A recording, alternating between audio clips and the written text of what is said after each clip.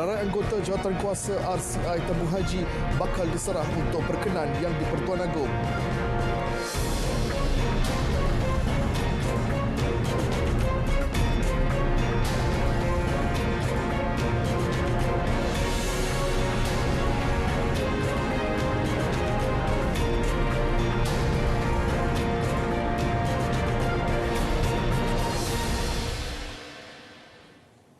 Selamat malam dan salam sejahtera. Anda bersama saya Mohacin Asami, Berita Parlimen.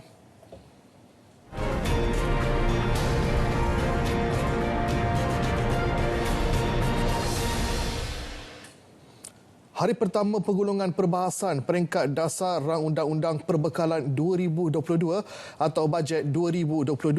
Jawatankuasa Suruhanjaya Siasatan Diraja RCI, Lembaga Tabung Haji bakal diserahkan untuk perkenan yang di-Pertuan Agong. Jelas Menteri di Jabatan Perdana Menteri Hal Ehwal Agama Idris Ahmad, seramai anggota jawatan itu sebelum ini tertangguh kerana terdapat dalam kalangan mereka yang tidak bersetuju. Kerana kita tertangguh oleh kerana sebab sebelumnya ada yang kita lantik ada yang tak setuju. Dan sekarang ini sudah pun ada persetujuan dan insya-Allah kita akan kemukakan kepada pihak yang Pertuan Agong dan selepas itu akan diisytiharkan jawatan kuasa Suruhanjaya RCI ini. Dan kita sedar bahawasanya apabila aset tabung haji ini dibuat melalui SPV, Special Purpose Vehicle ini, yang sudah tentu dia keluar daripada Akta Tabung Haji yang memberikan jaminan kepada pendeposit.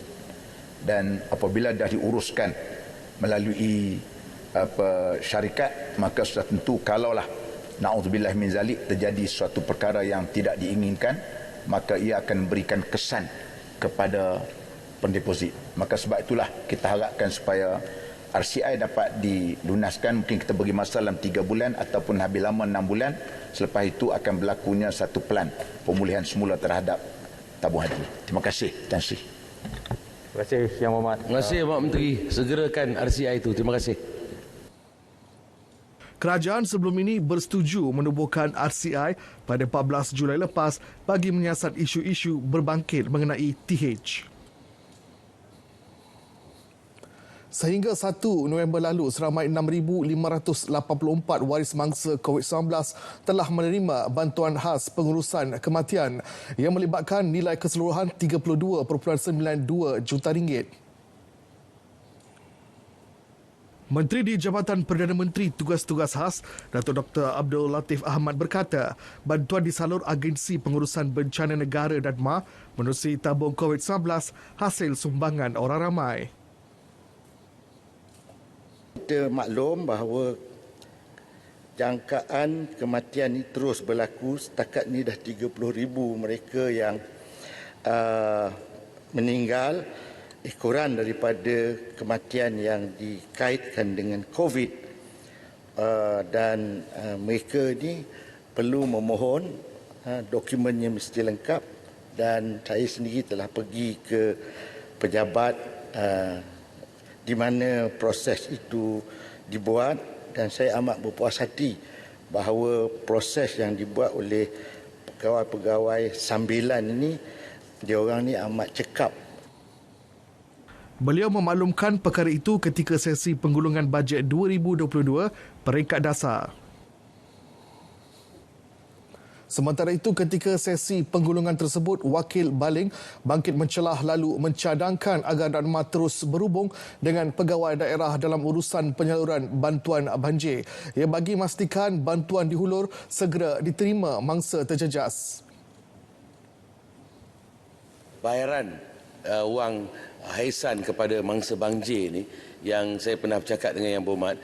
Cuma soalan saya sekarang ni, ada tak boleh Yang Berhormat tak perlu kaji lama sangat, buat satu keputusan atau ketetapan that NADMA pusat deal direct dengan all the DOs yang hadapi masalah banjir. Maksudnya deal dengan pegawai daerah supaya bantuan tersebut dapat cepat disalurkan. Di tempat saya, Sir, Yang Berhormat Menteri, dah 6 kali banjir until today, Sir, memang ada kekangan nama tak sampai. Saya dah check dengan Yang Berhormat Timbalan Menteri, nama tak sampai lagi sebab kita hantar ke negeri negeri hantar ke pusat. I think that is where the missing link is. Dana ni dana yang kita gunakan daripada wang amanah yang disatukan. Perlu ada verify.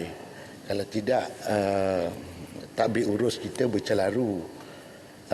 Justru kalau cadangan yang berhormat baling DO direct dengan Nadma, tak ada hal. Kita akan cadangkan dalam mesyuarat yang amat berhormat Perdana Menteri dengan menteri-menteri besar dan ketua-ketua menteri pada 23 November nanti supaya cepat dapat. Mengulas cadangan Wakil Jelutong dan Sepanggar agar Nadma membuka cawangan di setiap negeri bagi memudahkan urusan koordinasi ketika bencana, Datuk Dr. Abdul Latif berkata ia belum dilaksana kerana ketika ini ia melibatkan kos yang banyak. Sebanyak 575 daripada 879 projek naik taraf dan membangun semula bangunan daif sekolah di seluruh negara telah disiapkan setakat 10 November lepas.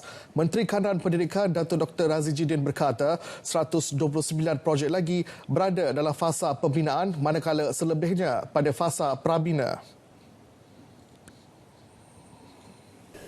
Untuk maklumat ahli yang berhormat, penetapan projek pembangunan semula atau menaik taraf bangunan sekolah yang daif adalah berdasarkan analisis core grade impact yang menentukan tahap keadaan komponen fizikal atau fasiliti bangunan di sekolah.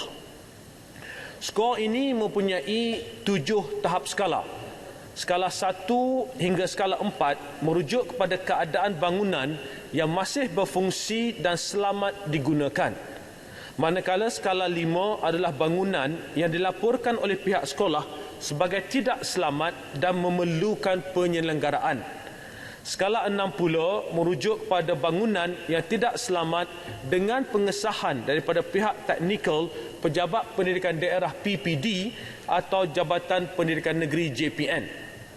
Sementara skala 7 merujuk kepada bangunan yang tidak selamat dengan pengesahan show roboh daripada Jabatan Kerja Raya. Keutamaan kementerian adalah kepada bangunan yang berada pada skala 6 dan skala 7 untuk dibina bangunan gantian mengikut keperluan.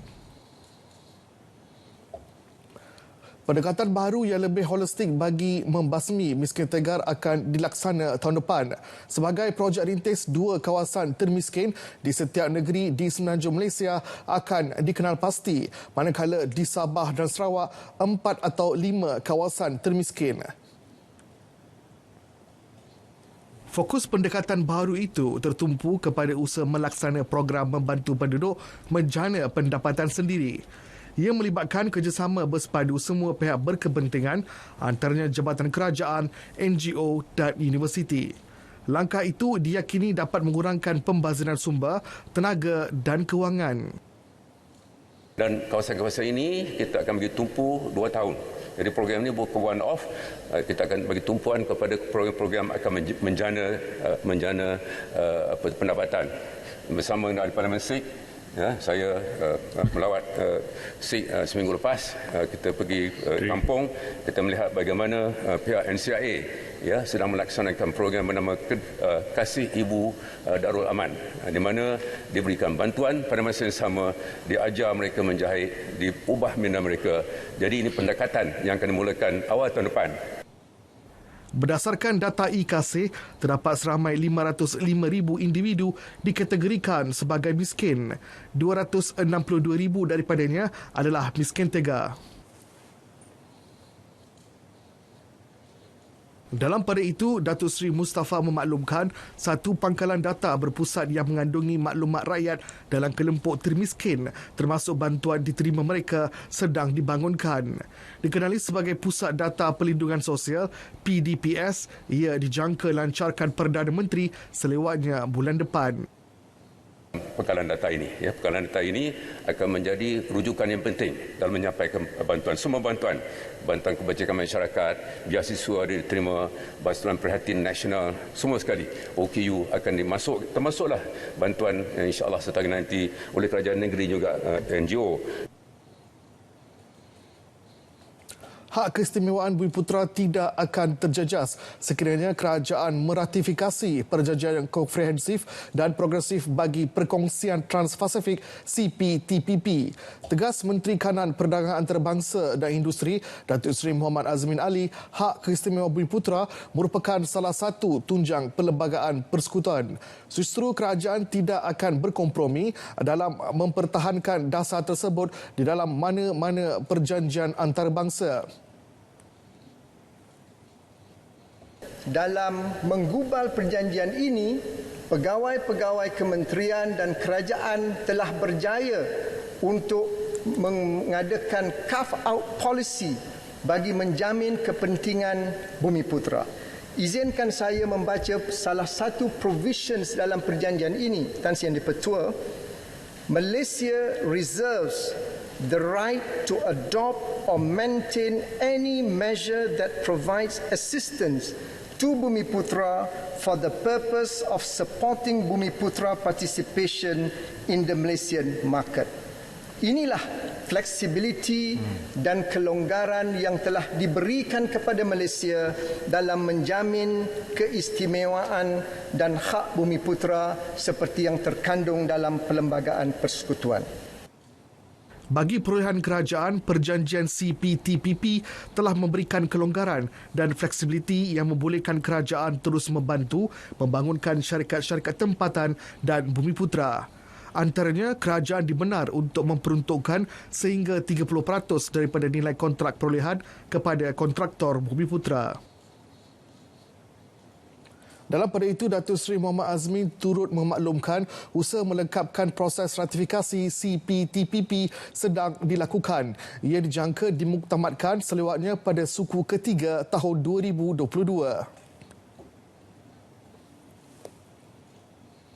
Muhammad Azmin, perjanjian tersebut dapat memberi akses pasaran lebih luas susulan pengurangan dan penghapusan duty import ke atas barangan ekspor Malaysia.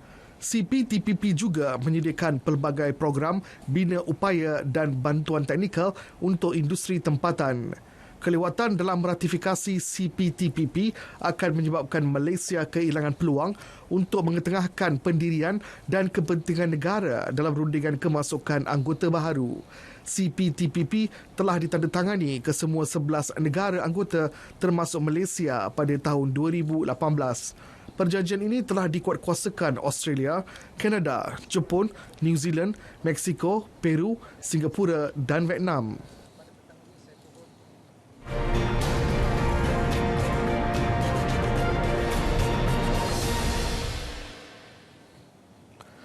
Lagi perkembangan penggolongan perbahasan peringkat dasar RUU Bajet 2022. Beberapa siri pindaan Perlembagaan Persekutuan bakal laksanakan dalam tempoh sehingga Julai tahun depan. Menteri di Jabatan Perdana Menteri, Parlimen dan Undang-Undang, Datuk Seri Dr. Wan Junaidi Tuanku Jaafar berkata ia membabitkan undang-undang berkaitan lupa parti dan had tempoh jawatan Perdana Menteri. Yang saya dikehendaki melaksanakannya sekurang-kurangnya mesti telah dibentangkan di Dewan Parlimen ini sebelum ataupun semasa bulan Julai, persidangan bulan Julai nanti. Jadi dalam keadaan semikian, insya-Allah perkara-perkara yang kritikal sebagai undang-undang berhubung dengan warga negara ini juga akan diambil kira, Yang Berhormat, dan saya cukup yakin Yang Berhormat dalam Dewan ini nanti akan menyokong pindaan perlembagaan sedemikian. Oleh kerenanya melibatkan kepentingan orang ramai di negara ini. Dalam perkembangan lain berhubung SOP kempen sempena PRU Dun Melaka, Datuk Seri Dr. Wan Junaidi menjelaskan segala SOP itu di bawah bidang kuasa Kementerian Kesihatan serta Majlis Keselamatan Negara dan bukannya Suruhanjaya Pilihan Raya. SPR katanya hanya melibatkan input berkaitan pemakaian dan simbol parti ketika hari mengundi. Perbincangan 4 perkara berkaitan minyak dan gas melibatkan Sabah dan Sarawak ditangguhkan buat sementara waktu. Langkah berkenaan bagi memberi laluan kepada penyelesaian secara komersial mengenai minyak dan gas yang sedang dibincangkan di antara Kerajaan Persekutuan, Kerajaan Negeri Sarawak dan Sabah serta Petronas. Perkara berkenaan dimaklumkan Menteri di Jabatan Perdana Menteri, Hal Ehwal Sabah dan Sarawak, Datuk Seri Dr. Maximus Johannity Ongkili. Kerajaan Negeri Sarawak telah menandatangani perjanjian perlesinan secara komersial, penyelesaian secara komersial pada 7 Disember bersama dengan Petronas. Manakala perbincangan dengan Kerajaan Negeri Sabah dijangka akan bermula dalam secepat mungkin setelah bajet 2022 akan selesai. 4 perkara berkait minyak dan gas itu adalah royalti minyak dan pembayaran tunai petroleum, mineral minyak dan medan minyak, Akta Laut Wilayah 2012 atau Akta 750 dan hak negeri ke atas pelantar benua, Akta Pelantar Benua 1966, Akta 83. Dalam pada itu, Datuk Seri Maximus turut memaklumkan Majlis Khas MA63 bersetuju supaya inisiatif empowerment atau pemberian kuasa perlesenan perikanan laut dalam kepada Jabatan Perikanan Sabah telah dipertimbangkan CEO dan dikemukakan oleh Kementerian Pertanian, Industri Makanan Mafi, Majlis Khas supaya empowerment perlesenan perikanan laut dan peka dilaksanakan oleh MAPI dengan Jabatan Perikanan Sabah. Inisiatif berkenaan dijangka selesai dilaksanakan sepenuhnya selewat-lewatnya pada Disember. Majlis Khas juga turut bersetuju supaya inisiatif empowerment turut diperluaskan kepada Jabatan Perikanan Laut Sarawak atas permintaan kerajaan negeri. Keutamaan ketika ini ialah untuk menyelamatkan projek kapal tempur pesisir LCS. Menteri Kanan Pertahanan Datuk Seri Ishamuddin Tun Hussein menegaskan ia amat penting memandangkan kapal LCS sememangnya aset yang amat diperlukan oleh TLDM. Bukan itu sahaja, projek ini juga melibatkan vendor-vendor tempatan yang mana sebahagian terdiri daripada veteran ATM dan ada juga yang menjadi kaki tangan kepada syarikat-syarikat tersebut. Kita sebenarnya tidak ada pilihan. Suka ataupun tidak, saya dan kepimpinan MINDEF perlu mencari apa jua jalan penyelesaian sekalipun untuk memastikan perolehan kapal LCS ini dapat disempurnakan dan akan diterima oleh TLDM.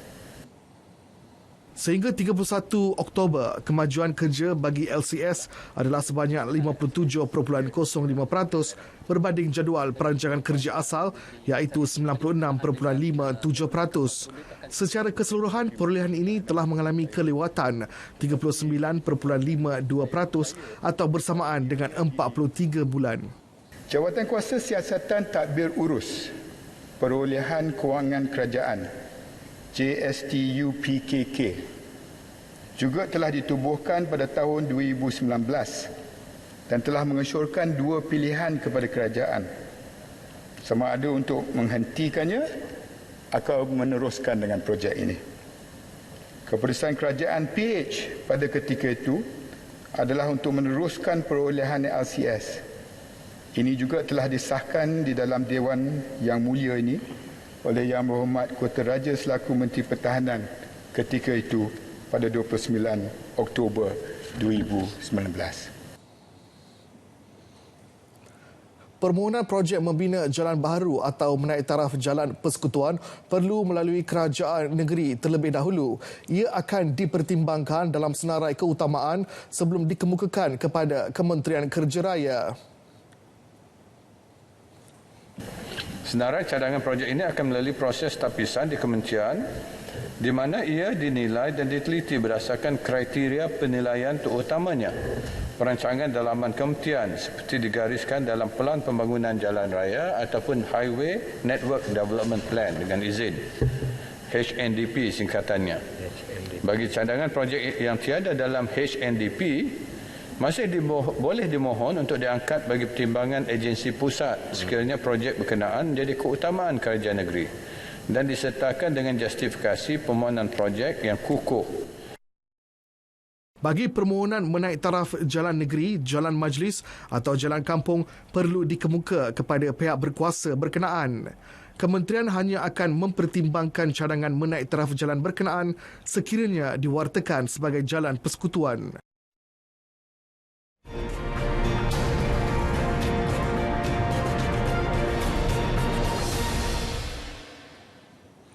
Baik, kita ke perkembangan sesi soal jawab lisan. Kementerian Pengangkutan tidak mempunyai perancangan untuk memperkenalkan perkhidmatan hailing atau teksi motosikal. Keputusan itu mengambil kira pelbagai aspek, terutamanya isu keselamatan dan kebajikan penumpang.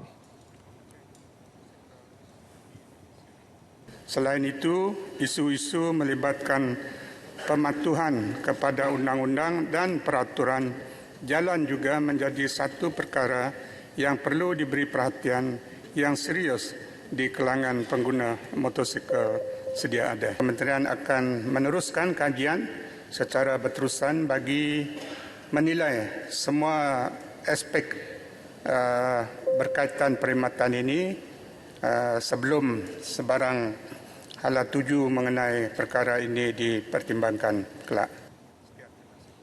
Beliau berpandangan perkhidmatan e-hailing taksi merupakan medium pengangkutan yang selamat. Ia dilihat mampu memenuhi permintaan serta keperluan pengangkutan pelanggan dengan baik. Datuk Henry menjawab pertanyaan ahli Parlimen Julau Larry Sun. Rang undang-undang anti gangguan seksual dijangka dibentang dalam mesyuarat ini. Namun ia masih tertaluk kepada kelulusan Jabatan Peguam Negara selain persetujuan daripada mesyuarat Jemaah Menteri. Ya, khususnya golongan wanita. Berkaitan dengan draft rang undang-undang anti gangguan seksual yang telah digubah secara kolektif melalui satu pasukan projek khas dengan penyertaan pelbagai pihak yang terdiri daripada wakil-wakil kementerian dan agensi berkaitan, badan-badan bukan kerajaan serta ahli-ahli akademik, Kementerian Pembangunan Wanita, Keluarga dan Masyarakat telah mensasarkan pembentangan RUU ini bagi bacaan kali pertama iaitu semasa mesyuarat kedua Dewan Rakyat yang sedang bersidang sekarang ini, iaitu insya-Allah sebelum 16 Disember 2021 ini, tertakluk kepada kelulusan daripada Jabatan Peguam Negara dan juga persetujuan daripada mesyuarat Jemaah Menteri. Proses semakan rang undang-undang RUU adalah satu proses yang perlu dilakukan dengan teliti. Ini bagi memastikan RUU tersebut berupaya menangani kekurangan perundangan sedia ada. Datuk Siti Zailah menjawab pertanyaan ahli Parlimen Tenom Norita Sual. Bermula 2018 hingga 31 Oktober 2021, sejumlah 20,025 talian telefon telah ditamatkan atas kesalahan spam. Kesalahan melibatkan aktiviti mempromosi judi dalam talian, pinjaman tidak berlesen dan lain-lain. Aktiviti berkenaan dikenal pasti Suruhanjaya Komunikasi dan Multimedia Malaysia yang menjalankan audit pengesahan data pelanggan talian telefon prabaya. Proses audit amat penting dalam memastikan semua nombor yang aktif disahkan dengan sewajarnya. Bermula 2018 hingga 31 Oktober 2021, sejumlah 4,799 laman web judi dalam talian telah disekat berdasarkan permohonan resmi pihak PDRM atas kesalahan di bawah atau rumah judi terbuka 1953.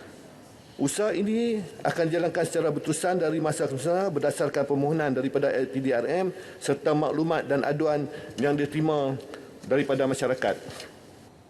SKMM turut menggerakkan program-program advokasi pengguna menerusi pelaksanaan kempen kesedaran di seluruh negara melalui hebahan media masa. Beliau menjawab pertanyaan ahli Parlimen Parit, Datuk Muhammad Nizar Zakaria. Sejumlah 15.5 bilion ringgit pinjaman PTPTN telah dibayar peminjam setakat 30 September lalu. Dewan turut dimaklumkan lebih 77% daripada 2.4 juta peminjam yang telah menamatkan pengajian mula membayar balik pinjaman PTPTN. Dan sepatutnya PTPTN mula menerima hampir 24.6 bilion sebagai bayaran balik. Tapi setakat ini 77.75% telah mula membayar balik dengan jumlah hampir 800,000 peminjam telah selesaikan pinjaman. 400,000 peminjam sedang membuat bayaran balik secara konsisten mengikut jadual pembayaran tersebut dan seramai 700,000 lebih kurang peminjam membuat bayaran balik tetapi tidak konsisten. Beliau optimis pengumuman insentif pembayaran PTPTN yang diumumkan menerusi pembentangan bajet 2022 dijangka akan menarik lebih ramai peminjam untuk membuat pembayaran semula. Datuk Seri Dr. Noraini menjawab pertanyaan ahli Parlimen Sibuti, Lukadismang Awang Sauni. Kerajaan merangka pelbagai usaha berterusan dalam meningkatkan penerimaan masyarakat terhadap program pendidikan dan latihan teknikal dan vocational TVET. Ia seiring dengan matlamat untuk menjadikan TVET sebagai pilihan utama golongan pelajar pada masa akan datang. Antara strategi yang dilaksanakan ialah menyediakan program pengajian yang menepati keperluan industri. Kita cukup yakin bahawa dengan program yang kita ada ini akan mampu untuk mengangkat TVET, program TVET di negara kita. Dan ini adalah usaha-usaha bukan sahaja di pihak Kementerian Pendidikan sebenarnya, tapi yang merentasi kementerian yang lain juga. Banyak kementerian juga menyediakan program-program yang sama untuk bagaimana untuk mengangkat program TVET ini menjadi pilihan dan disukai oleh anak-anak kita. KPM juga komited untuk meningkatkan akses dan kesaksamaan pendidikan bagi kumpulan pelajar yang tidak cenderung dalam bidang akademik dan meminati bidang kemahiran TVET. Beliau menjawab pertanyaan Wakil Seri Gading, Datuk Dr. Syahrudin Mat Saleh.